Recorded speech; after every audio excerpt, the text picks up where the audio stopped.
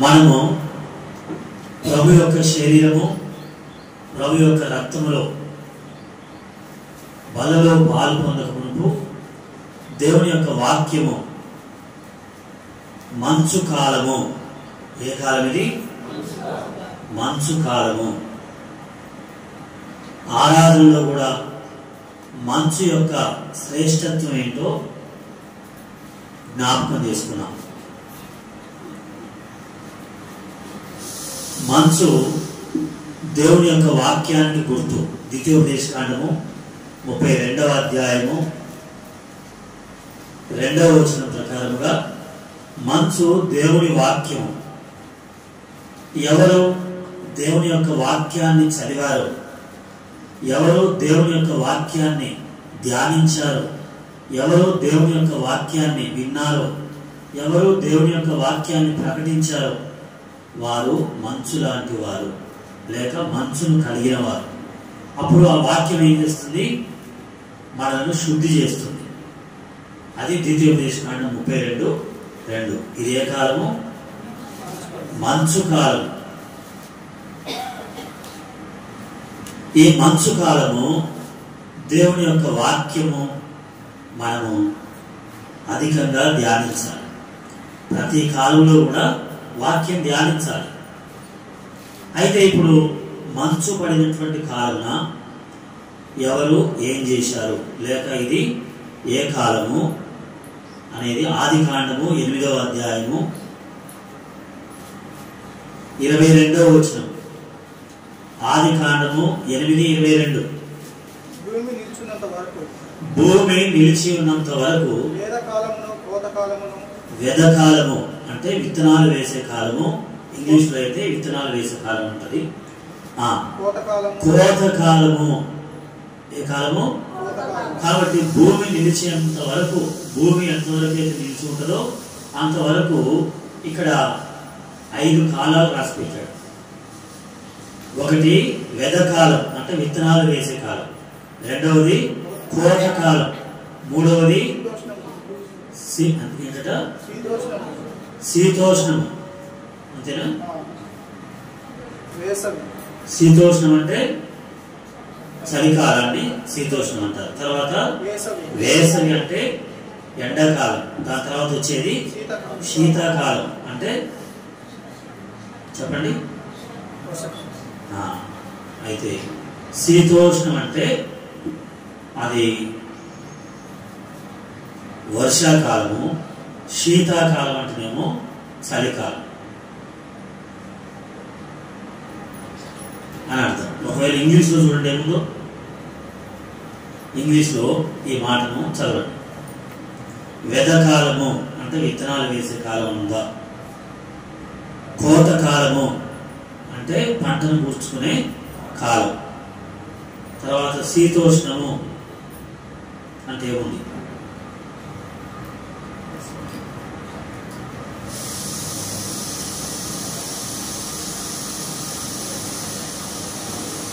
ఆదికాండము 8:22.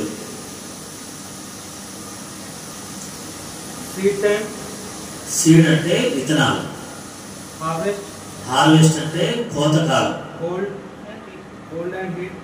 అంటే వేడి ఉంటుంది, చలి ఉంటుంది. సమ్మర్ అంటే ఎండాకాలం, వింటర్ అంటే చెప్పండి చలికాలం. అర్థమైందిగా? కాబట్టి దీన్ని శీతాకాలం అంటారు. మనం ఉన్నది ఏ కాలం? శీతాకాలం. ఇప్పుడు ఈ శీతాకాలంలో అది కూడా కోతకాలమున 25వ అధ్యాయం 13వ వచనం చదువుకున్నాం కదా. 25:13 చదవండి. మనం చదివిన 25:13.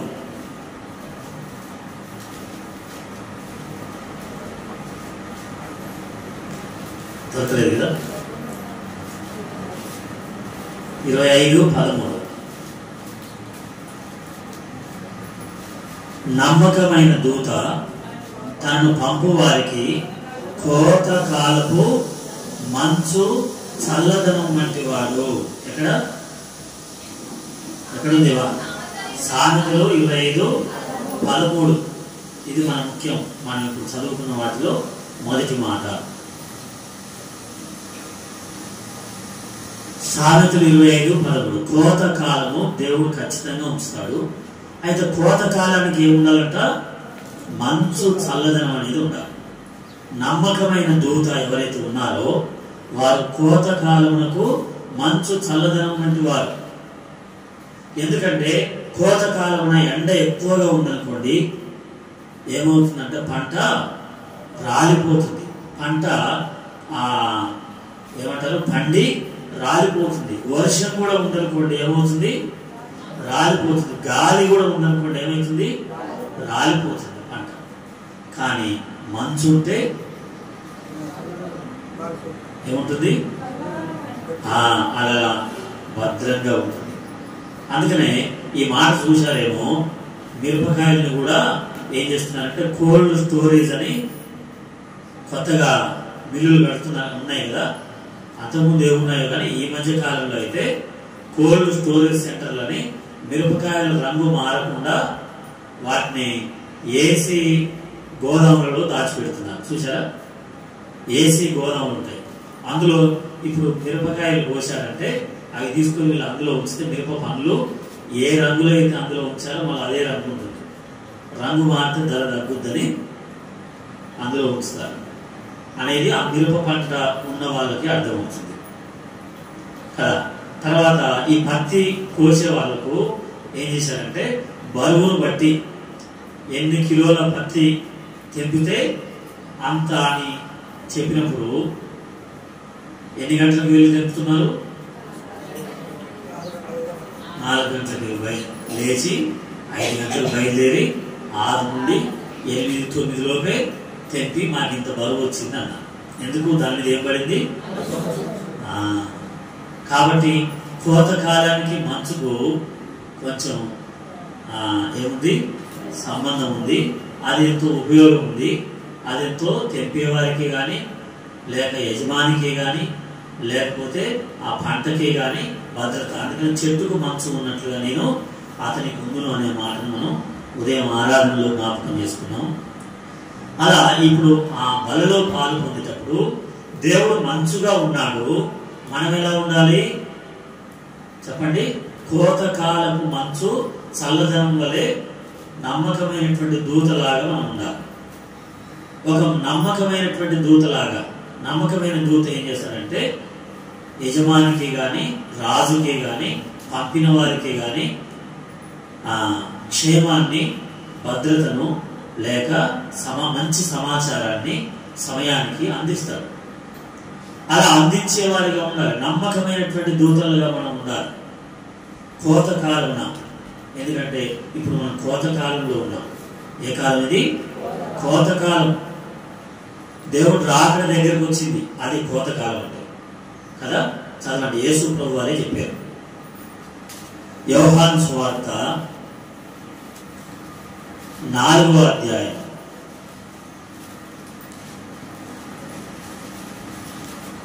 35వ వచనం. ఇంకా 4 నెలలైన తర్వాత కోతకాలం వచ్చునని మీరు చెప్పుకోవడానికి అయితే ఇంకా 4 నెలల తర్వాత కోతకాలం వస్తుంది అనుకుంటారు. యోహాను సువార్త 4వ అధ్యాయము 35వ వచనం. ఇంకా 4 నెలల తర్వాత కాదు. ఇదిగో మీ కన్నులెత్తి ఏం చూడాలి? పొలం వైపు చూడండి. అవి తెల్లబారి ఏమైనాయంట? కోతకు వచ్చి ఉన్నాయి.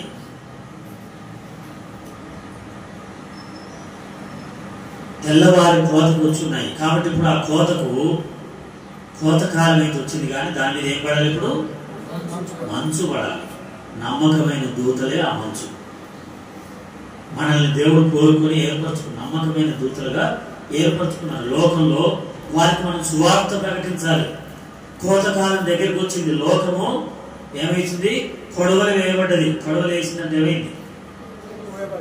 కోయబడుతుంది. పంట సిద్ధమైంది. దేవుడు రాకడ దగ్గరకు వచ్చింది. దేవుడు రాబోతున్నాడు. ఆయన శిలువలో రక్తం కార్చాడు, ప్రాణం పెట్టాడు, తిరిగి లేచాడు, మరలా రాబోతున్నాడు. అయితే మనము వీరు నశించిపోకుండా, వీరు సువార్త వినకముందే మరణించకుండా వారి క్షేమం కొరకు ప్రార్థించాలి, తర్వాత ప్రకటించాలి. అవునా? చనిపోతే ఏమైతుంది? వారు సువార్త వినకుండా చనిపోతే నరకానికి వెళ్ళిపోతారు, అగ్నిగుండానికి వెళ్ళిపోతారు. వారు సువార్త వినాలి, రక్షించబడాలి. వారు సువార్త వినాలంటే మనం ప్రకటించాలి. ఎందుకంటే కోతకాలం సిద్ధంగా ఉంది. కన్నులనెత్తి పైరుల చూడు, కోయగలేరెవరు. కన్నులనెత్తి పైరుల చూడు, కోయగలేరెవరు.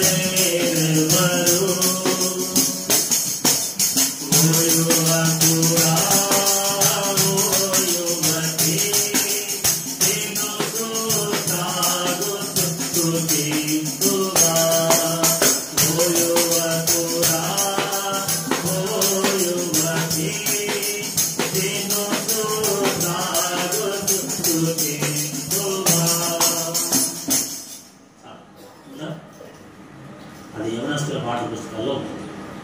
కన్నులనెత్తి పైరులు చూడు, కోయడానికి ఎవరు లేరు, నీవు తినుచు త్రాగుచు సుఖించకుండా నీవు కూడా వచ్చి ఆ కోత పనిలో నువ్వు పని చేయమని దేవుడు అడుగుతున్నాడు అన్నమాట.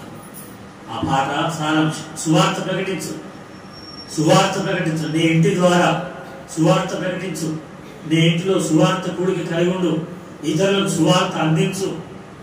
మా ఇంటిలో సువార్త ప్రకటించబడాలి, మా యొక్క గ్రామంలో సువార్త ప్రకటించబడాలి. ఇది నమ్మకమైన దూత. అంటే కోతకాలం సిద్ధంగా ఉంది, కొడవలు వేశారంటే పంట ఏమవుతుంది? కోయబడుతుంది. కానీ ఈలోపే రాలిపోతే పరిస్థితి ఏంటి? ఈలోపే వారు సువార్త వినకుండా రాలిపోతే వారి పరిస్థితి ఏంటి? పంట ఇంటికి చేరాలి, రాలిపోతే పరిస్థితి ఏంటి చెప్పండి కదా. యోబు గ్రంథం 5వ అధ్యాయము 26వ వచనం. యోబు 5:26. మొన్న అక్కడ ఆనంద్ సార్ ఉన్నారు కదా, ఆయన పీటి సార్, ఆయన మరణించినప్పుడు భూస్థాపన స్థలంలో ఈ వాక్యం చెప్పారు. అక్కడ ఈ వాక్యాన్ని వివరించారు. ఎంతమంది విన్నారు? ఈ వాక్యం చెప్పింది అక్కడ సమాధి దగ్గర. చదవండి. యోబు గ్రంథం 5:26. మరియు వాటి కాలమున ధాన్యపు పనులు ఏం చేయాలి? ఇల్లు చేరాలి, యజమాని ఇంటికి చేరాలి. రాలిపోతే ఏమొస్తుంది కదా? గాలి వస్తే ఏమవుతుంది? రాలిపోతుంది. వడగండ్లు పడితే ఏమొస్తుంది? రాలిపోతుంది. ఫ్యాన్ అక్కడ తగిలిందేమో. అయితే గాలి వచ్చినప్పుడు రాలిపోతుంది, వడగండ్లు పడ్డ రాలిపోతుంది, వర్షం వచ్చినా రాలిపోతుంది. కానీ హిమం పడితే చెప్పండి, హిమం పడితే ఇంకొక రోజుకు అవకాశం ఉంది. ఈ రోజు మంచి మంచు పడితే పంట ఏమవుతుంది చెప్పండి? ఇంకొక రోజు ఆగుతుంది. ఈరోజు మంచి ఎండ కొడితే ఏమవుతుంది? రాలిపోతుంది, తెల్లవారుతుంది. అందుకని మంచు కావాలి. అందుకని నువ్వు మంచులాగా ఉండాలి. ఇతరుల క్షేమం కొరకు ప్రార్థించాలి, ఇతరులు బాగుండాలని నువ్వు ప్రార్థించాలి, ఇతరులు బాగుండాలని ప్రకటించాలి, ఇతరులు సువార్త విని రక్షించబడినట్లుగా నువ్వు ప్రయత్నం చేయాలి. అదే నీ బాధ్యత, అది నీ బాధ్యత. కోతకాలపు మంచు చల్లదనం వలె నీవు ఒకవేళ యాకోబు ఉన్నాడు, యాకోబు అంటాడు చూడండి 31వ అధ్యాయం 39వ వచనం.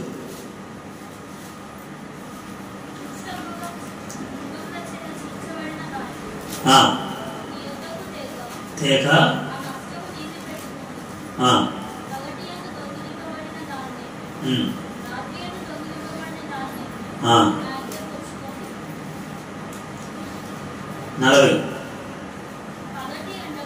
మరొక చదవండి. పగటి ఎండకును రాత్రి మంచుకును ఏమయ్యాడట? రాత్రి మంచుకి ఏమైపోయాడట? క్షీణించిపోయాడు. యాకోబు చెప్తున్నాడు, రాత్రి మంచుకు నేనేమయ్యాను? క్షీణించిపోయాను. ఎన్నో పరిస్థితులు వచ్చాయి. ఆయనకు వచ్చిన కష్టాలలో కష్టం అంటుంది. రాత్రి మంచుకు నేను క్షీణించాను అంటే రాత్రి ప్రార్థనకు వచ్చాడా? రాత్రి ప్రార్థనలో పాల్పొందాడా? అనుకుందాం. రాత్రి దేవుడి మందిరంలో ప్రార్థించాడా? రాత్రి ప్రయాణం చేశాడా? ఇక్కడ ప్రార్థనలో పాల్పొంది ప్రయాణం చేశాడేమో కదా. సండే స్కూల్ పిల్లలు సండే స్కూల్కి వెళ్ళాడు, రాత్రి ప్రయాణం చేశాడు కదా. రాత్రి ప్రార్థనకు వచ్చాడు కదా. రాత్రి ప్రార్థనకు వచ్చాడు. సండే స్కూల్లో కూర్చొని వాళ్ళకు అది ఇవ్వద్దు, స్వీట్ కానీ అది ఏం తెచ్చిందో అది ఇవ్వద్దు. ఇక్కడ కూర్చుంటే వాళ్ళకి ఇవ్వద్దు. తర్వాత మా అమ్మాయి కదా, మా అబ్బాయి కదా అని ఉంటుంది అనుకుంటే మరి ఇక్కడ కూర్చున్న చాలా మంది కూర్చుంటారు, వాళ్ళందరికీ ఇవ్వాలి. సండే స్కూల్లో ఉన్న వాళ్ళకే ఇవ్వాలి. వాళ్ళకి ఇబ్బంది లేదు, ఇక్కడ కూర్చుంటే కూర్చొనియండి. కానీ వాళ్ళకి మళ్ళీ స్వీటు వాళ్ళకి ఏర్పాటు చేసి ఈరోజు స్పెషల్ అక్కడ రూతక్క వాళ్ళ మనవాడు పుట్టినరోజు మన 31 రాత్రికి అయింది. ఆ రోజు రాత్రి వచ్చిన వాళ్ళకు టీ బిస్కెట్స్ వాళ్ళు ఏర్పాటు చేశారు. తర్వాత సండే స్కూల్ పిల్లలకు ఈసారి వాళ్ళకు బిస్కెట్స్ కానీ ఏదైనా కేక్ కానీ ఏదైనా చాక్లెట్ కానీ ఏదో ఒకటి పెట్టాలి. ఏం తెచ్చారు? చెప్తారు. అలాంటిది తెచ్చారు. ఇక్కడ కూర్చున్న వాళ్ళకి ఇవ్వదు, ఇక్కడ కూర్చున్న వాళ్ళకి ఇవ్వదు. రాత్రి మంచుకు ఏమైనట్టు ఆయన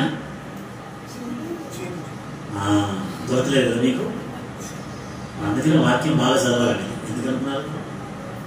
యాకోబు అంటే ఎక్కడ ఉంటాడు బైబిల్లో? ఎక్కడ ఉంటాడు? అది గుర్తుపెట్టుకోవాలి. సరే, సమయం ఎక్కువ లేదు కాబట్టి ఇప్పుడు ఈ శీతాకాలం యేసు ప్రభువారు ఎక్కడున్నాడు? శీతాకాలంలో యోహాను సువార్త 10వ అధ్యాయము 23వ వచనం. యోహాను సువార్త 10వ అధ్యాయము 23వ వచనం.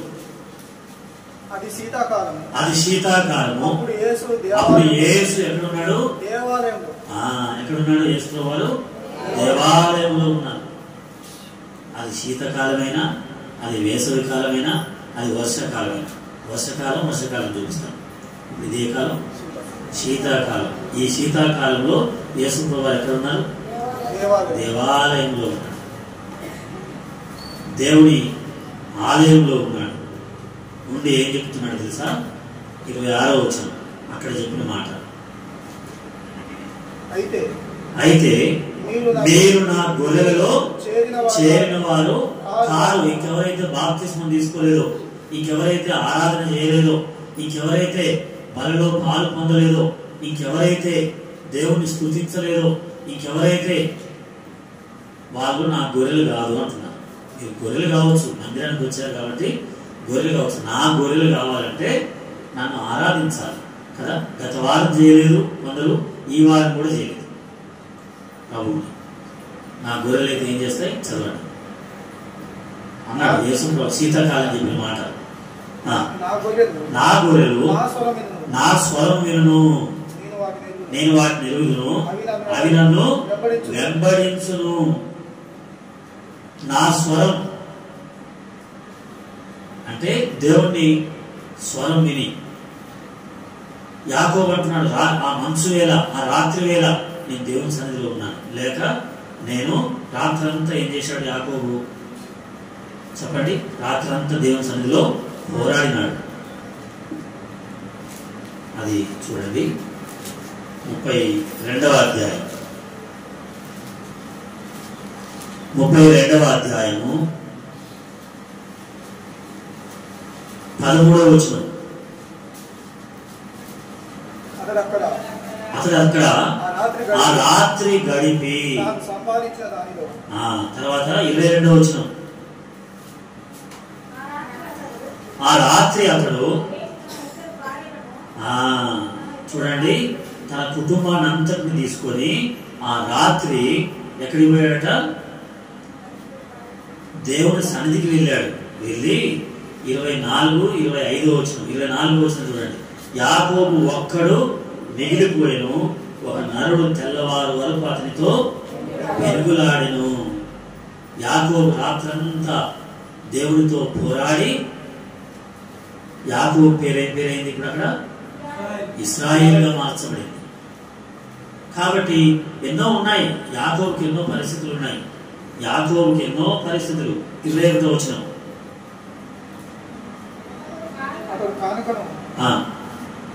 తనకు ముందుగా పంపించి తాను గుంపులో ఆ రాత్రి నిలిచాడు. రాత్రి కొంతమంది సగం నుండి సగం వెళ్ళిపోతారు కదా, యాకోబు అట్లా చేయడు. సగంలో సగం ఓడు కదా, నువ్వు సగం మనిషి అంట చూడండి. కొందరిని అది ఉంటే అటెండ్ ఉండాలి, ఉంటే ఇటెండ్ ఉండాలి. సగం అయిందయా అంట చూడు. ఇస్తేనే వేయాలి, లేకుంటే లేదు. కానీ సగం ఇచ్చి సగం వేయకపోవడం అంటారు కదా, సగం వచ్చి సగం రాకపోవడం అంటారు కదా. యాకోబు అట్లా కాదు, రాత్రి అంతా నిలిచాడు. అనుకో, కష్టాలు లేవా? ఎన్ని కష్టాలు ఉన్నాయి యాకోబుకు చెప్పండి, ఎన్ని కష్టాలు ఉన్నాయి? 31వ అధ్యాయం చూశారు కదా, 31, 38 నుండి. ఈ 20 ఏళ్ళు, ఎన్ని ఏళ్ళు? 20 ఏళ్ళు ఒక దగ్గర పనిచేశాడు. నీ గొర్రెలైనను మేకలైనను ఈడ్చుకుని పోలేదు, నీ మంద పొట్టేలను నేను తినలేదు, దుష్ట మృగముల చేత చీల్చబడిన దానిని నీ వద్దకు తేక ఆ నష్టము దుష్ట మృగాలు తిన్నది కూడా యాకోబు లెక్క కట్టించాడట. ఎందుకంటే నేను కావలు ఉండాలి కదా, కావలుంటే రాత్రి పూట ఏదో నిద్రపోతే దుష్ట మృగం వచ్చింది, ఒక గొర్రెను ఎత్తుకొని పోయింది. ఇప్పుడు లాభానికి లెక్క చెప్పాలి కదా యాకోబు. లెక్క చెప్పేటప్పుడు, అయ్యా నువ్వు ఎన్ని గొర్రెలు తీసుకున్నావు? 72 కదా, 71 ఉన్నాయేంటి? ఒక గొర్రెని నేను డబ్బులు కట్టించేస్తాను, నా జీతంలో కట్ చేసుకున్నాను. నా జీతంలో కట్ చేసుకో, నాకు ఇచ్చే జీతంలో తీసేసుకో అనేసరికి జీతం కట్ చేసుకున్నాను. నా జీతంలో పట్టుకుంటారు కదా. ఆ తర్వాత పగటి యందు దొంగిలింపబడిన దానినేమి, రాత్రి యందు దొంగిలింపబడిన దానినేమి నా యొద్ద పుచ్చుకుంటువి. నేను ఇలా ఉంటుంది, పగటి ఎండకును రాత్రి మంచుకును నేను క్షీణించిపోతుంది. నిద్ర నా కన్నులకు, మందిరానికి దూరమైనవా నిద్రకు దూరమైనను? నిద్రకి దగ్గరైతో మందిరానికి దూరం అవుతావు. చెప్పండి, ఎంతమంది రాత్రి ప్రార్థనకు రాలేదు? ఇప్పుడు చేయెత్తండి, బల్ల కంటే ఎత్తుతావు. ఇప్పుడు రాత్రి ప్రార్థన రావడం ఎత్తండి. ఇంతమంది బల్లకి ఎత్తొద్దు, ఇక ఎత్తొద్దు, సిగ్గుపడవద్దు. ఎందుకంటే 31 రాత్రికి వచ్చి రాలేదా వాళ్ళు? 31కి వచ్చి డిసెంబర్ 31కి వచ్చి జనవరి 31 రాని వాళ్ళు బలలో పాల్గొన్నారు. ఆ రోజు ఎందుకు కుదిరింది, ఈ రోజు ఎందుకు కుదరలేదు? ఆ రోజు రాని వ్యాధి, జ్వరము, నిద్ర ఈ రోజు ఎందుకు వచ్చినట్టు? నువ్వు నామకార్థ క్రైస్తవునివి కాబట్టి.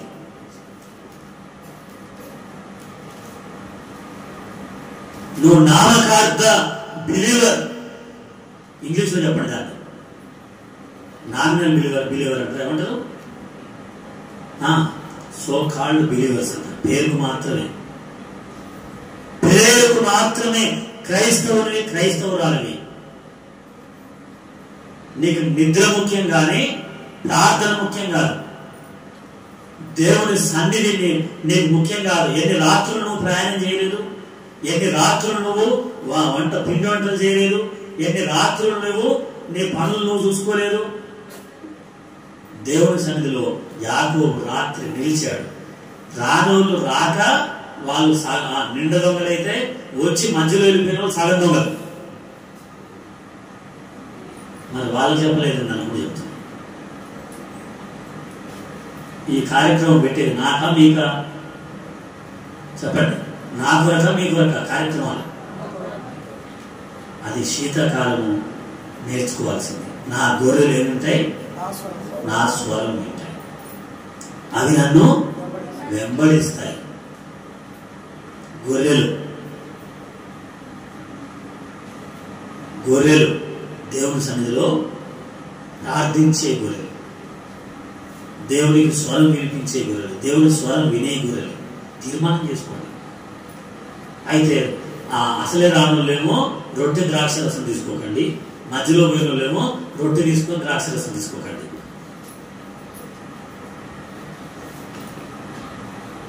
ఎందుకని? నేను ఒక ఛాన్స్ కూడా ఇచ్చాను మీకు. నిద్ర వస్తే ఎక్కడ పడుకోవచ్చు? మందిరంలో పడుకోండి, దుప్పటి తెచ్చుకోండి. దిండు లేకుండా నిద్ర పడుతుందంటే దిండు కూడా తెచ్చుకోండి. అది ఎందుకంటే మనం కోత కాలంలో ఉన్నాం. ఎక్కడున్నాం మనం? కోత కాలంలో ఉన్నాం. పరమగీతములు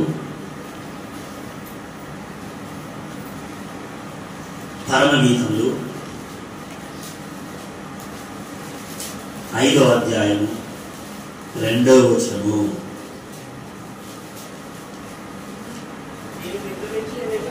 నేను నిద్రించితేనే గాని నిద్రపోయిండు కానీ మనసు మాత్రం ఎలా ఉందంట? మేలుకొని ఉన్నది.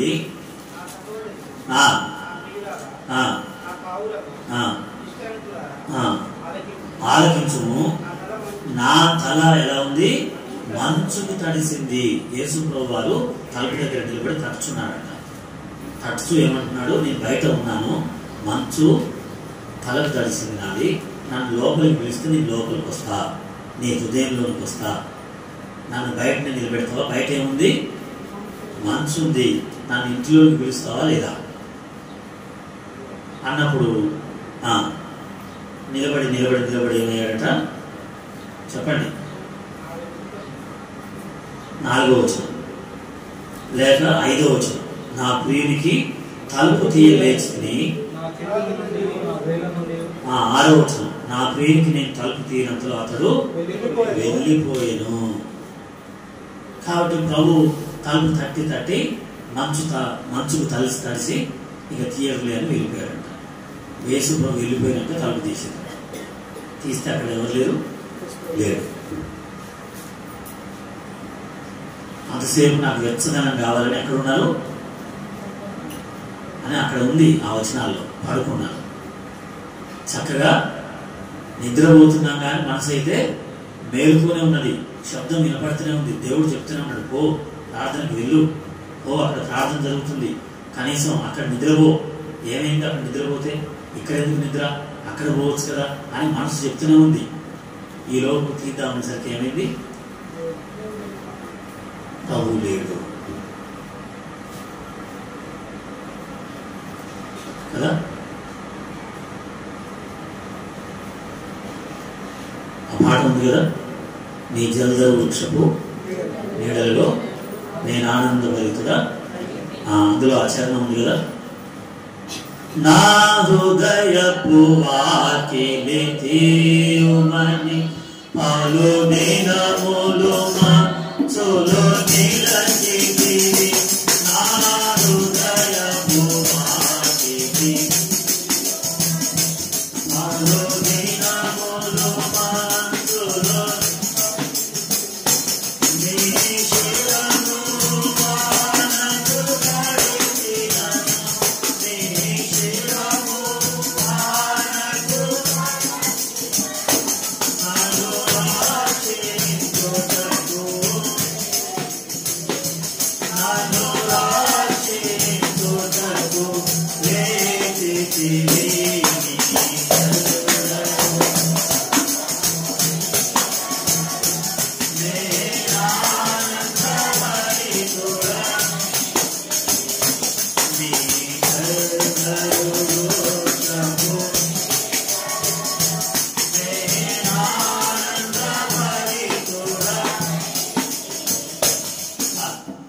అలా దేవుడు మంచుకు ఉండి మనల్ని పిలుస్తా ఉన్నాడు. ఇంకెవరైతే రక్షణ పొందలేదో, ఎవరైతే నీ హృదయపు తలుపు తెరుచుకోకుండా క్రీస్తుని లోనికి రానివ్వకుండా ఇంకెవరైతే మారు మనసు పొందకుండా ఉన్నారో వారిని ఇంకా తలుపు తడుతున్నాడు. యేసు ప్రభు వారు మంచుకు తడిసి ఆయన వెళ్ళిపోయిన తర్వాత తలుపు తీస్తే నీకు అవకాశం ఉండదు. అందుకని ఇప్పుడే తీర్మానం చేసుకో. ఇప్పుడే నీ పాపం ప్రభు దగ్గర ఒప్పుకో. నా హృదయంలోనికి రా ప్రభువా, నన్ను రక్షించు ప్రభువా, నా హృదయంలోకి వచ్చి నివసించు ప్రభువా, నన్ను కనికరించు అని ప్రభుని అడుగు. అలా మనసులో న్యాయాధిపతుల గ్రంథం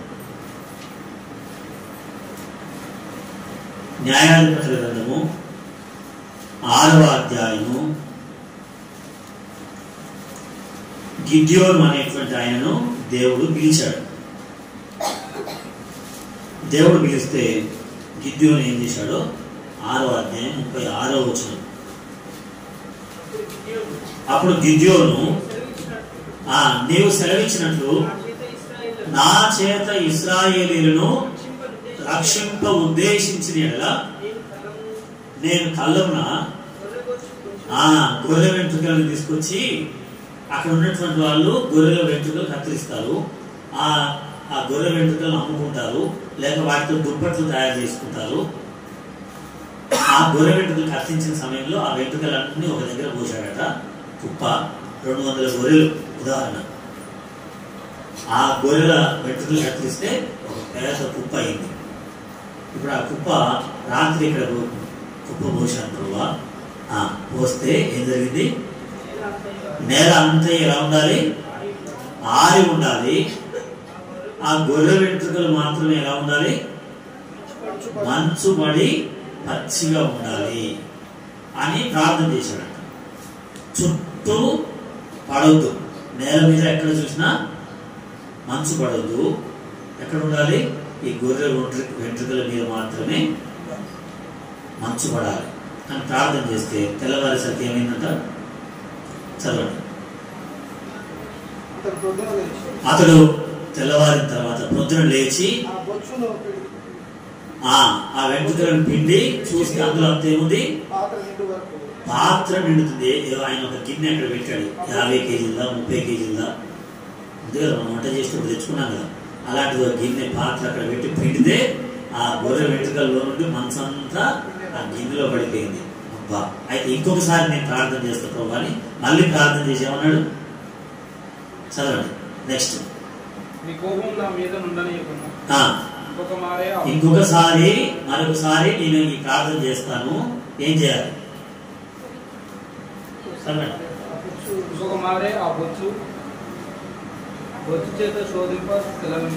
నేల అంతటి మీద ఏం పడాలి? మంచు పడాలి. అది మాత్రమే ఎలా ఉండాలి? పొడిగా ఉండాలి. ప్రార్థన చేశాడు. తెల్లవారేసరికి ఏమైంది? పొద్దున్న లేచి చూస్తే చుట్టంతా ఏం పడింది? మంచు పడింది.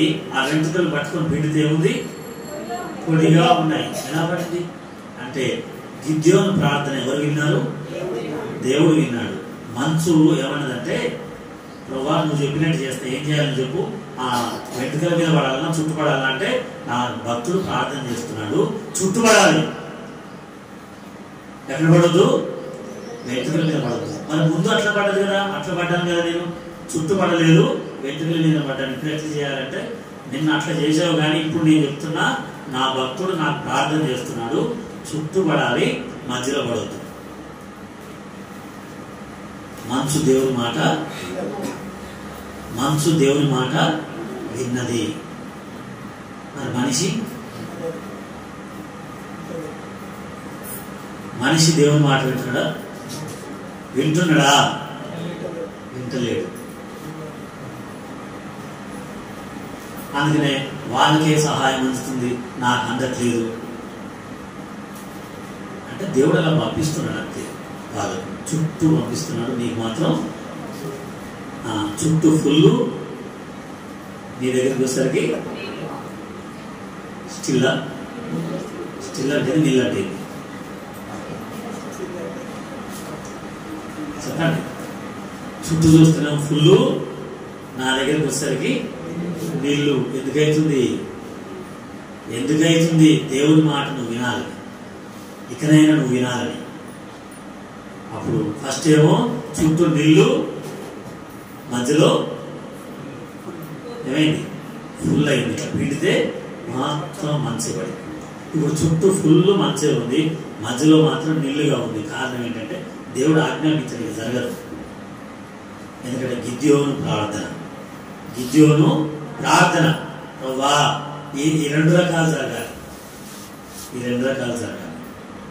కాబట్టి మనసు దేవుని మాట విని గిద్యోను ప్రార్థనకు దేవుని మాటకు లోబడి, గిద్యోను ప్రార్థనకు దేవుని మాటకు లోబడి మనసు ఏమైంది?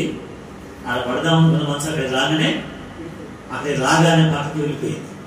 అక్కడికి రాగానే పక్కకి పోయింది. ఇంతకుముందేమో అడ్డుపడాల్సినంత వచ్చి ఇక్కడ పడింది. దేవుని మాట మనసు విన్నది. ఇదేం చూపిస్తుందంటే దేవుని చిత్తాన్ని మనం చేయడం. ఏం చేయాలి? దేవుని చిత్తము, దేవుని ఉద్దేశం ఏంటి, దేవుడు ఏం చేయమంటున్నాడు నన్ను, మాదిరిగా ఉండు. నీ శేష జీవితాన్ని దేవునికి సమర్పించుకో. లోకం కొరకు, ఇక దేని కొరకు కాదు, నీవు దేవుని కొరకు ముందుకున్నాడు. దేవుడు నిన్ను చూసుకుంటాడు, నీ అక్కర్లు తీరుస్తాడు కదా. యాకోబు అంత మోసపోయినా కదా, రాత్రి దొంగతనం చేసింది, రాత్రి మంచుకు పగలు ఎండకు ఎంతైనా దేవుడు యాకోబుని ఎంతైతే ఆశీర్వదించాలో అంత ఆశీర్వదించాడు. ఎంత గొప్ప చేయాలో అంత గొప్ప చేశాడు. యాకోబుకి ఏది తక్కువ కానివ్వలేదు. యాకోబును బలపరిచాడు, దేవుల్లో ఉన్నాడు కాబట్టి.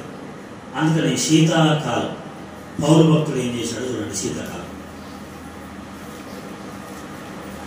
అపోస్తలుల కార్యములు 27వ అధ్యాయం 12వ వచనం. అపోస్తలుల కార్యములు 27:12. మరియు శీతాకాలమున ఆ రేవు అనుకూలమైనది. చదువు. మరియు శీతాకాలం గడుపుటకు ఆ రేవు అనుకూలమైనది కానందున. అది ముఖ్యమైన మాట. ఏంటిది? అనుకూలమైనది కాదు. ఏది అనుకూలమో ఏది అనుకూలం కాదో పౌలు ఎరిగినవాడు. దేనికి ఏది అనుకూలమో ఎరిగినటువంటి వాడు కదా. వర్షాకాలం గుడిసె కప్పుకుంటా అంటాడట. ఎప్పుడు కప్పుకోవాలి గుడిసె చెప్పండి. అందుకనే ఇప్పుడు నిన్న మేము నల్గొండకు వెళ్ళొచ్చాం. ఫిలిప్ అన్న కాలు విరిగితే, తిప్పర్తి ఫిలిప్ అన్న కాలు విరిగితే ఆయన పరిగణించడానికని ఈ వారంలో ఆ నల్గొండకు వెళ్ళాం. వెళ్ళేటప్పుడు ఈ తిప్పర్తి మన నల్గొండ రోడ్డు ఉంది కదా, సూరారం రోడ్డు. ఆ రోడ్లో మన పెట్రోల్ బంక్ ఉంది కదా, ఇక్కడ ఊరు దాటి మన నగరికలు దాటగానే ఆ పెట్రోల్ బంక్ దగ్గర కాలువ ఉంది, ఆ చెరువు కాలువ ఉంది. ఆ కాలువలో మొత్తం ఏం పెరిగింది? జమ్ము పెరిగింది. ఎందుకంటే ఇప్పుడు వచ్చే ఎండాకాలంలో ఈ జమ్ము మీ గుడిసెలు కప్పుకోండి, వర్షాకాలం అయితే మీకు ఇబ్బంది, ఇప్పుడే కప్పుకోవాల్సిన కాలం అని జమ్ము ఇప్పుడే పెరుగుతుంది. మళ్ళీ ఒకసారి వెళ్ళి చూడండి. అంటే ఏ కాలంలో ఏది రావాలనో వాటికి తెలుసు, ఏ కాలంలో ఏది రావాలో వాటికి తెలుసు. అలా శీతాకాలము దేనికి ఎక్కడ అనుకూలంగా ఉంటుంది అనేది తెలుసు. అందుకని శీతాకాలంలో ఆయన ఏం చేస్తున్నాడు చదవండి. అది అనుకూలమైనది కారణమున అక్కడి నుండి బయలుదేరి ఎక్కడికి? ఫీనిక్స్ నకు చేరి అక్కడ శీతాకాలం గడపవాలని ఎక్కువ మంది ఆలోచన. అర్థమైందా? ఇది అనుకూలమైంది కాదు. ఫీనిక్స్ అనే ప్రాంతం ఉంది, అక్కడ శీతాకాలం గడిపితే బాగుంటుంది అనేది ఆ రోజుల్లో వాళ్ళ ఆలోచన. 28వ అధ్యాయం 28 ఉందా?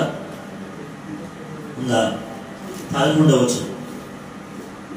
3 నెలలైన తర్వాత ఆ ద్వీపమందు శీతాకాలం అంతయు గడిపిన అశ్విని చిహ్నం గల అలెగ్జాండ్రియా పట్టణకు ఓడ ఎక్కి బయలుదేరి. ఎన్ని నెలలు గడిపిందట? 3 నెలలు శీతాకాలం అంతా అక్కడ గడిపినటువంటి ఒక ఓడ. ఈ 3 నెలలు శీతాకాలం వాళ్ళు ఎక్కడ గడపాలనో అక్కడ గడిపారు. అంటే అర్థం ఏంటి? ఏ కాలానికి సంబంధించినట్లుగా ఆ కాలము నేను ఈ పని చేయాలి అనే ఆలోచన ఉంది. కాబట్టి నువ్వు ఆలోచన చేయి. నేను అందుకనే చెప్తాను, 18 సంవత్సరాలు వస్తే ఓటు హక్కు వచ్చింది. 18 సంవత్సరాలు రాగానే నువ్వు మారు మనసు పొంది ఉండాలంతే, లేకపోతే ఓటు వేయద్దు. ఓటు వేసినవా? 18 సంవత్సరాలు వచ్చిన ఓటు వేసారా? ఎంతమంది ఓటు వేసారు చేయొద్దండి. ఓటు వేసిన వాళ్ళందరూ బాప్తిసం తీసుకున్నారా? తీసుకున్న వాళ్ళు 18 సంవత్సరాలు వచ్చి కూడా బాప్తిసం తీసుకున్నారు ఎంతమంది? ఎందుకంటే నువ్వు ఈ లోక పౌరునివా పరలోక పౌరునివా? ఓటు వేస్తేనే ఈ లోక పౌరునివి, బాప్తిసం తీసుకుంటే పరలోక పౌరునివి. చదవండి ఫిలిప్పీలకు రాసిన పత్రిక, ఫిలిప్పీ 3వ అధ్యాయము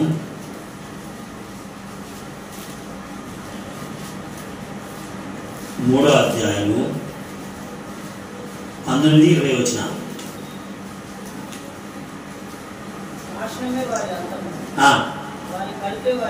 వారి కడుపే నాశనం, వారి అర్థం అంటే ఖచ్చితంగా నరకానికి వెళ్ళిపోతారు వాళ్ళు. వాళ్ళ కడుపే వాళ్ళు తింటే చాలు అనుకుంటారు. వాళ్ళు సిగ్గుపడవలసిన విషయంలో అతిశయపడతారు. అంటే చి నేను ఇంకా బాప్తిసం తీసుకోలేదు, చి చి చి చి అనుకోవాలి, చి షట్ వేస్ట్ అనుకోవాల్సిన బదులు నేను ఇంక తీసుకుని బాప్తిసం, నేను ఇంక బాప్తిసం తీసుకోలేదు అని అవుతుంటారు. సిగ్గుపడాలట. చదవండి. భూ సంబంధమైన వాటి మీదనే, అంటే నాకు ఆరోగ్యం ఉంటే చాలు, చదువు ఉంటే చాలు, నాకు పంట ఉంటే చాలు, నాకు నెమ్మది ఉంటే చాలు, నాకు ఎంజాయ్ ఉంటే చాలు, నాకు స్నేహితులు ఉంటే చాలు, నాకు సినిమాలు ఉంటే చాలు, త్రాగుడు ఉంటే చాలు, అల్లరి ఉంటే చాలు, నాకు ఈ లోకంగా సంపాదన ఉంటే చాలు, నాకు దోస్తులు ఉంటే చాలు, నాకు బంధువులు ఉంటే చాలు, నాకు ఫంక్షన్లు ఉంటే చాలు, నాకు పెళ్లిళ్ళు ఉంటే చాలు, నాకు అది చాలు, నాకు ఇది చాలు అంటున్నాం అంతే. కానీ మన పౌరస్థితి ఎక్కడుంది? వాళ్ళకేం అది, కానీ మన పౌరస్థితి ఎక్కడుంది? ఎవరైతే మారు మనసు పొంది యేసుప్రభువుని హృదయంలో చేర్చుకుని బాప్తిసం తీసుకున్నారో వాళ్ళ పౌరస్థితి ఎక్కడుంది? పరలోకంలో ఉంది. ఏ కాలంలో అది చేయాలి. ఎందుకు నీకు ఆ వయసు ఇచ్చింది దేవుడు? త్వరగా చేయమని, ఆలస్యం చేయొద్దని. 20 సంవత్సరాలు వచ్చిందంటే యుద్ధం చేయాల్సిందే. సంఖ్యాకాండము మంచు మనకు నేర్పించే మా పాఠం అన్నట్లు కదా. ఖచ్చితంగా ఈ కాలంలో ఏం పడుతుంది? మంచు పడుతుంది. సంఖ్యాకాండము 1వ అధ్యాయము, సంఖ్యాకాండము 1వ అధ్యాయము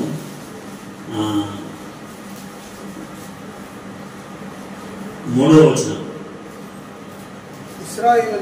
ఇశ్రాయేలులో సైన్యంగా విలువాడిని, అనగా 20 ఏళ్ళు మొదలుకొని, చాలు 20 ఏళ్ళు మొదలుకొని ఎందులో పోవాలట? సైన్యంలో బయలుదేరాలి, సైన్యంలో ఉండాలి, క్రీస్తు యేసు యొక్క సైన్యంలో ఉండాలి, సువార్తలో ఉండాలి, ఆత్మ రక్షణలో ఉండాలి. నువ్వు భక్త సింగ్ గారు చెప్పిన మాట చెప్తున్నా. దైవజనుడు భక్త సింగ్ గారు ఏం చెప్పాడంటే, ఒక మిలిటరీకి క్యాప్ ఎవరిస్తారు?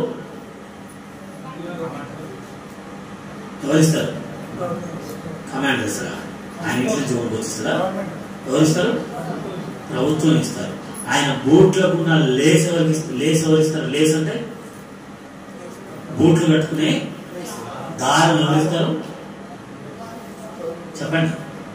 ప్రభుత్వమే ఇస్తుంది. ఆయన కొనుక్కోవాల్సిన అవసరం లేదు. ఆయన వాటర్ బాటిల్ కావాలనుకో, వాళ్ళకు క్యాంటీన్ ఉంటుంది. ఆ క్యాంటీన్లో మనం వెళ్తే ఆ వాటర్ బాటిల్ 900 ఇప్పుడు వీళ్ళు కనుక్కోండి.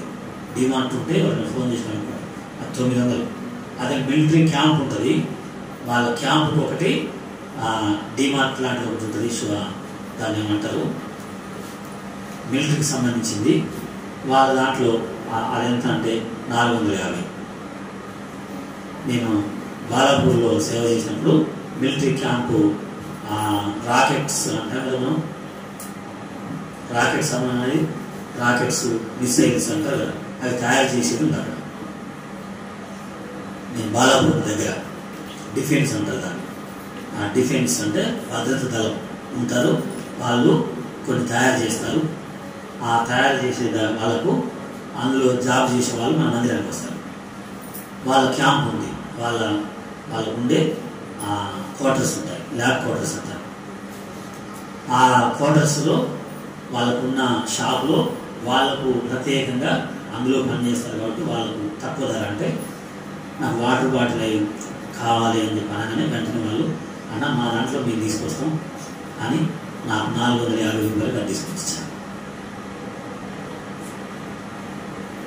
ఆ 450 మరి మిగతా ఎవరు భరిస్తారు చెప్పండి? ప్రభుత్వం భరిస్తుంది వాళ్ళకి. ఉదాహరణ చెప్తున్నాను.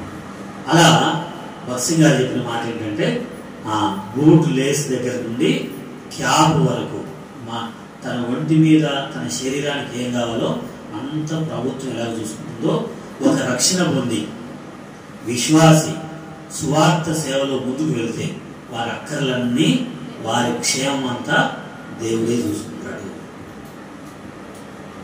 అని ఎవరు చెప్పారు ఈ మాట చెప్పండి? భక్త సింగ్ గారు చెప్పినటువంటి మాట. నీవెవరైనా సరే నీవు నిజంగా మారు మనసు పొంది బాప్తిస్మం తీసుకొని దేవుని సువార్తలో ఒక ఆత్మ రక్షణ కొరకు ఒక సైనికునిలాగా ఒక ముందడుగు వేయి, నీ అక్కర్లన్నీ దేవుడే చూసుకుంటాడు. ఎక్కడి నుండి? కాలు బూట్ దగ్గర నుండి, లేక బూట్ లేస్ దగ్గర నుండి క్యాబ్ మీద ఉన్న నక్షత్రం వరకు అంత దేవుడే చూసుకుంటాడు. అరకాలు మొదలుకొని తల వరకు ఆయనే చూసుకుంటాడు. అది పరలోక పౌరస్థితి అంటే శీతాకాలంలో 3 నెలలు ఎక్కడ గడపాలనో అక్కడ గడిపిండంట ఆయన. ఇంకా 1 కొరింథీ 16వ అధ్యాయము 6వ వచనం. సమయం అయిపోయింది, త్వరగా చదవండి. 1 కొరింథీ 16:6. అప్పుడు మీ వద్ద కొంతకాలం ఆగవచ్చును, ఒకవేళ శీతాకాలం అంతా గడుపుదును, అప్పుడు నేను వెళ్ళేడు స్థలంలో మీరు నన్ను సాగనంపవచ్చును. చూడండి, పౌలు కొరింథీయులకు రాస్తూ చివరికి ఏమంటున్నాడు? నేను ఇప్పుడు రావాలి అప్పుడు రావాలనుకుంటున్నాను, అప్పుడు కాదు వచ్చేది, మీ దగ్గరికి ఎప్పుడు వస్తాను? శీతాకాలం వస్తాను, వచ్చి శీతాకాలం అంతా మీ దగ్గరనే సమయం గడుపుతాను. అంటే కొరింథీ పట్టణము పౌలుకు శీతాకాలము మంచి క్షేమాన్ని ఇస్తుంది. అంతేనా? అక్కడ ఉన్న విశ్వాసులు, మేము హైదరాబాద్లో సేవ చేశాం కదా బాలాపూర్లో, అక్కడ ఉన్నప్పుడు గోషమాత అని ఉంటుంది ఊరు పేరు, బజార్ పేరు. ఏం పేరు? అక్కడ గోష్ అమ్ముతారు కాబట్టి గోషమాత పెట్టింది. అక్కడ పోలీస్ క్వార్టర్ వాళ్ళు ఉన్నాయి, పోలీస్ బెటాలియన్. అందులో దేవుడు నమ్ముకున్నటువంటి వాళ్ళు ఉన్నారు. వాళ్ళు ప్రతి సంవత్సరం మీటింగ్స్ పెడతారు. మనం డిసెంబర్లో పెడతారు. వాళ్ళు ఎప్పుడు చలికాలం పెడతారు స్పెషల్ మీటింగ్స్ 4 రోజులు. ఆ మందిరానికి వచ్చే వాళ్ళందరూ కూడా వాళ్ళు ఏం చేస్తారంటే ఈ వెదురు కర్రలతో, మన హెబ్రోన్లో మనకు వర్షం లోపలికి రాకుండా, చలి లోపలికి రాకుండా తెరలు ఉంటాయి కదా, తాడితో ముంచితే పైకి పోతాయి, ఇట్లా అన్న కిందికి వస్తాయి. చూసారా మీరు ఎప్పుడైనా? హెబ్రోన్లో అవి తయారు చేస్తారు వాళ్ళు. అక్కడ మనకు కావాలంటే వాళ్ళే తయారు చేసి పంపిస్తారు. ఇలా అంటే వెదురు కర్రలతో తయారు చేస్తారు. క్లాత్ ఉంటుంది, బ్లూ క్లాత్, చుట్టూ మన పట్టా ఉంటుంది, లేక నవారు లాగా ఉంటుంది, తాళ్ళు ఉంటాయి. ఇలా గుంజితే అది పైకి పోతుంది, చుట్టుకొని ఇట్లా వదిలిపెట్టి మళ్ళీ దాన్ని ముడిపి ఇట్లా అనగానే కింద వస్తుంది. అవి తయారు చేస్తారు స్పెషల్ వాళ్ళు. అది పూర్తిగా తయారు చేయడానికి స్పెషల్ వాళ్ళు పెట్టిస్తారు మీటింగ్స్. పోలీస్ ఆఫీసర్లు వాళ్ళు కలిపి ఆ మీటింగ్స్ పెట్టిస్తారు. ఆ మీటింగ్స్ వెళ్తే వాళ్ళు ఎందుకు ఈ చలికాలంలో పెడతారంటే అందరికి చలి రాకుండా మేము చేస్తున్నాం కాబట్టి, ఈ చలికాలంలో ఇది గిరాకీ ఎక్కువ ఉంటుంది కాబట్టి, వర్షకాలం అంతా చలికాలం అంతా ఈ గిరాకీ అందరు కొనుక్కొని పోతారు, బాగా డబ్బులు వస్తాయి. ఆ వచ్చిన డబ్బులతో మేమేం చేస్తున్నాం? మీటింగ్ పెట్టిస్తున్నాం అని చెప్పి పెద్ద మీటింగ్ పెట్టిస్తాం. అక్కడ ఇక ఆ టెంట్ దాని చుట్టూ అంతా వాళ్ళే ఏర్పాటు చేస్తారు. అంతా వెరైటీగా ఉంటాయి ఆ టెంట్లు. కొంచెం చలి కూడా రాదు, ఇంకా మనకు ఫ్యాన్లు వేసుకోవాల్సి వస్తుంది. మంచి డిసెంబర్లో మంచి చలి వచ్చే టైంలో ఫ్యాన్ల దగ్గర కూర్చోవాలి మనం. ఆ టెంట్కి ఫ్యాన్ కూడా ఫిట్ చేస్తారు. టెంట్లకు ఏం ఫిట్ చేస్తారు వాళ్ళు? ఫ్యాన్లు కూడా ఫిట్ చేస్తారు. అట్లా వేస్తారు వాళ్ళ టెంట్లు. ఆ టెంట్లు కూడా తయారు చేసేది వాళ్ళు. టెంట్లు కూడా వాళ్ళు తయారు చేస్తారు. అందుకని ఆ మీటింగ్స్ ఆ సమయం ఏమంటారంటే అక్కడ మీటింగ్స్ ఎప్పుడైతే ఎదురు చూస్తారు. ఎదురు చూసి ఇప్పుడు కాలింగ్ ఫామ్లో కూడా డిసెంబర్లో అయితే మీటింగ్స్. మన బ్యాగులు ఉంటాయి కదా, బ్యాగులు, ఈ బ్యాగులు ఇప్పుడు అంతా డూప్లికేట్ రంగు మారిపోతుంది. కానీ ఒకప్పుడు బ్యాగులు ఉండే 5 సంవత్సరాలు అదే రంగు ఉంటుంది. అక్కడనే తయారైతాయి కాలింగ్ ఫామ్లు. అక్కడ మీటింగ్స్ ఎప్పుడంటే చలికాలమే. మనకి ఎండాకాలం ఎండలు ఎక్కువ ఉంటాయి కాబట్టి సెలవులు ఇచ్చినట్లుగా అక్కడ చలికాలం చలి ఎక్కువ ఉంటుందని ఏమి ఇస్తారు, అక్కడ సెలవులు ఇస్తారు. ఆ సెలవుల్లో మీటింగ్లు పెట్టుకుంటారు డిసెంబర్లో అయితే ప్రతి సంవత్సరం. అక్కడ టెంట్లు వేరు వెదర్ కర్రలతో ఏం చేస్తారంటే కింద కొంతమందిని వాళ్ళ వెదర్ కర్రలతో స్లాబ్ వేస్తారు. అంటే సిమెంట్ ఉండదు, వెదర్ కర్రలతోనే కొన్ని అంతస్తులు వేస్తారు. పైకి వెదర్ కర్రలతో మెట్లు కడతారు. ఆ కర్రల మీద ఎక్కి పైన ఉండాలి. యవనస్తులు అందరూ పైన ఉంటారు, ముసలు అంతా కింద ఉంటారు. గడ్డి మొత్తం గడ్డి వేస్తారు. చలి, స్నానం చేయడానికి లేదు. 5 రోజులు మీటింగ్స్ ఉన్నా 5 రోజులు స్నానం చేసేది లేదు. ఒకవేళ చేయాలంటే మసిలే నీళ్లు బకెట్ తీసుకొని బాత్రూంలో పెట్టేసరికి మనం సరిగిపోతాయి. మంచినీళ్ళు మసిలే నీళ్ళు పోషిస్తారు మనకి ఇట్లాంటి ఫ్లాస్క్ కరెక్ట్గా అయితేనేమో అట్లనే నీళ్ళు బాగుంటాయి. ఒకవేళ లేకపోతే తాగేసరికి ఏమైతే చల్లగా అవుతాయి. అందుకని ఫ్లాస్క్ కొత్తది మంచిగా కొనుక్కోవాలి. అక్కడ వేడి నీళ్ళే తాగుతారు. అక్కడ పోయిన వాళ్ళు చనిపోయిన వాళ్ళు కూడా ఉంటారు. అందుకని నేను ఇంతవరకు ఎక్కడ పోలేదు. ఎందుకంటే నాకు చలి పడదు కదా. శీతాకాలం గడపడానికి నాకు అది అనుకూలం ఉంటుందా, అందుకని నేను కాలింగ్ ఫామ్ మీటింగ్ పోలేదు. అన్ని మీటింగ్లో పోయాను కానీ కాలింగ్ ఫామ్ మీటింగ్లో నేను పోలేదు. ఎందుకంటే నాకు చలికాలం గడపడానికి అది సరైనది కాదు. తిమోతికి రాస్తున్నాడు, చదవండి. తిమోతికి రాసిన 2వ పత్రిక 4వ అధ్యాయం